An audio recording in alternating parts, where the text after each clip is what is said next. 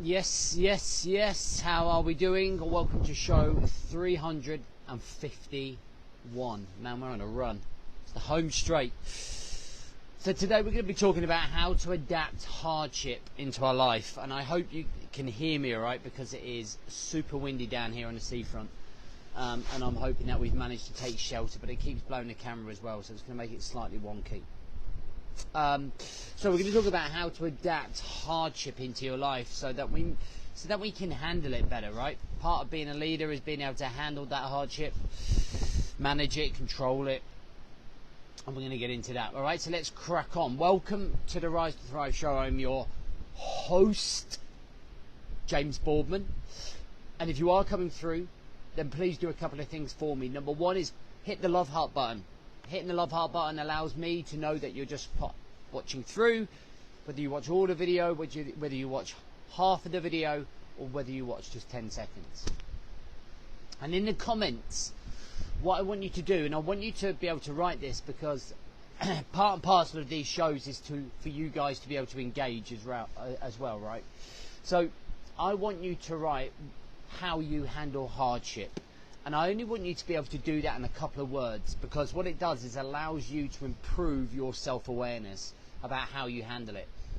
And be honest, be true, and have that true reflection about how you handle that hardship. Whether it's you struggle, whether you're inconsistent, whether you're all over it, whether it's consuming you. All right, and I think that honesty, self-honesty with yourself, is a really strong attribute to have. Okay, so you can crack on with that while I teach this. So I want to kind of give you a quick story, and on this story is a tale of my first ever battle with hardship.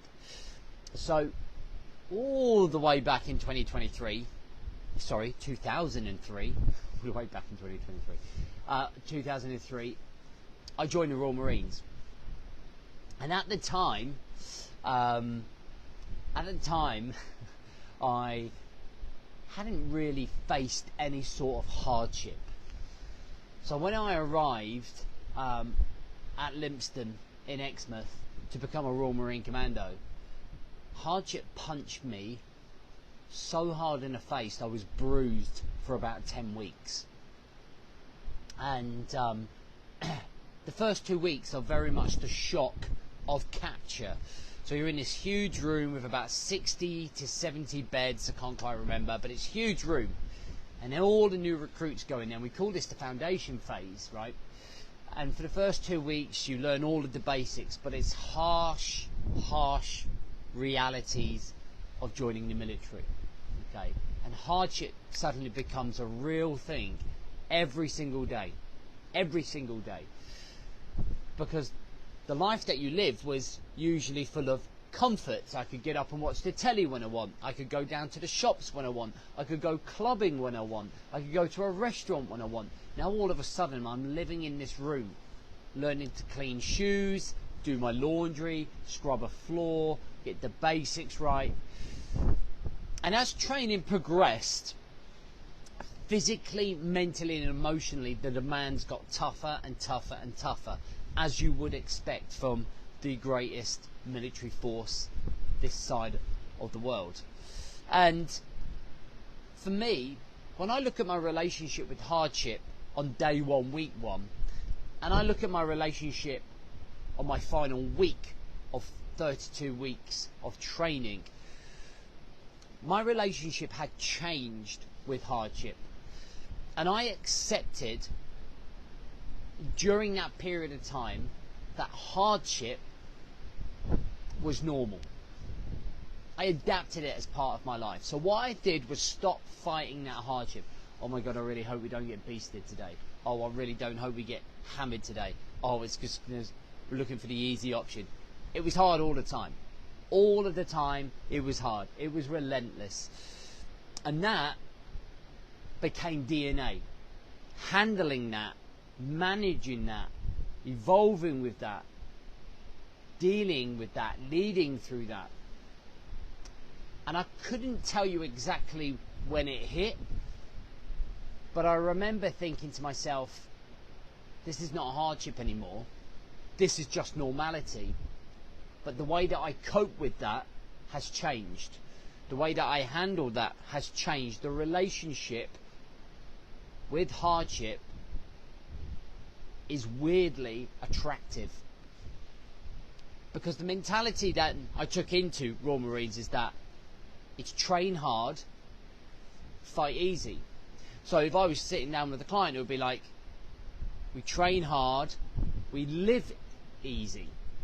And what that means is that every single day, some of the things that we're doing, or I'm preaching, or I'm coaching, or I'm trying to embed into men's head is that if we train hard, and that is not just physical training in the gym or running, but that's getting up, that's drinking water, that's keeping a journal, that's being accountable, that's jumping in a cold shower for 2 minutes, putting yourself under that duress, under that self-hardship.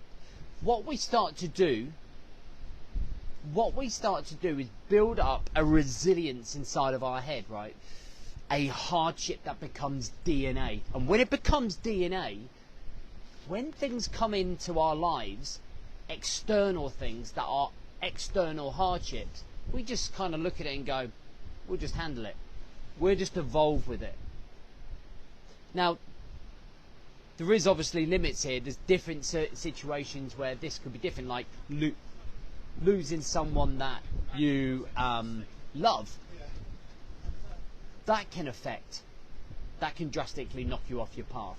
Being told you've got 3 months to live, being told that you've got cancer, being told that you've got something, like they're external hardships that might take a little bit longer to accustom, but everyday life type of stuff, if we process hardship as part of our DNA, and we're doing stuff each day that takes us out of our comfort zones, that puts us in the face of hardship and adversity. When we hear that bills are going up, when we hear that government are useless, when we hear about other stuff that's happening, when we see other hardships, yes, it is hard, but the way that we deal with it is different. So instead of it being a tidal wave and punching us in the face and us just collapsing, it's a case of going, okay, let's see what happens, let's manage it, let's take it as it comes. And that was our attitude almost in the military. You got to the point where you knew a beasting was coming and you just go, let's go with it. We've adapted to it. You knew that there was hardship when you went to Afghan. You've trained for it. Let's just go with it. We know you know what to do. You've been drilled, you're drilling, you've got SOPs, standard operation procedures, right? The way that you conduct yourself and the way that you change yourself. And the one big thing that changes when we do that is when we lead ourselves. You don't handle hardship by burying your head in the sand, by lying to yourself, by pretending things aren't happening, by looking the other way when you need to look forwards, when confronting the reflection in the mirror. You don't lead yourself by watching Netflix and drinking beer when you should be out training and focusing on yourself. You don't lead yourself when you're on phone sucking here, or social media, and you should be paying attention to your kids. Okay? And when we lead ourselves, and we're at the very top of that pedestal, and we're at the very top of the pedestal, we're at the very top of the pyramid, everything else below us gets managed better. All because you are the leader. All because you put yourself through a set routine and you show up. And you don't keep going around in circles. And when you work on yourself, what you do is you elevate yourself up these steps of progression. And then you start looking around, and then you start seeing your mates who are moaning and complaining, and they're staying the same. And I was in the gym. We were in the gym yesterday, me and Bailey. There was a guy on the treadmill, big booming voice, moaning and complaining about what the government are doing, about this and about that, instead of just getting on with it. Like, that's why I don't watch the news. And I almost felt like strangling the guy, because I was like, no, we're here. We don't want to hear about your moaning. So we must elevate the way that our minds think, the way that the relationship we have with hardship. There's going to be hardship to the day you die, guys. So condition yourself for it. Train hard, live easy. Train hard, fight easy. It's not going anywhere. The way that you can change that hardship is by changing you and doing the things that maybe you don't want to do, like getting up early, getting a sad on because you've got to get up an hour early to condition yourself mentally, emotionally and physically. But it will pay dividends when hardship punches you in the face and you're leading the situation. Too much of this snowflake mentality, all because you don't want to get up, all because you don't want to train, all because you think the world is like too hard. It's not hard. There's lots going on that is hard, but you've got to change your attitude with the way that you conduct yourself through it. No one's come to save you. You save yourself. And you lead everyone else around you that matters. And you reassure your wife and your kids by being that leader and making clinical decisions. There you go. That's off my chest. If you struggle with this and you're not one of my clients already, come and do our 5-day challenge. It will open up your eyes. The link is around here somewhere. Go and check it out on the copy. It's where everyone starts. But take a look in the mirror, guys. Like, hardship's not going anywhere. You better step up to the plate if you're going to handle it. Have a good one.